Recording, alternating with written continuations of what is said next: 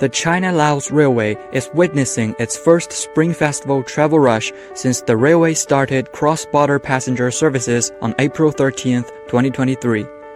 In order to ensure a seamless and safe travel experience for international passengers, railway workers from China and Laos organized collective training to strengthen cooperation before the travel peak.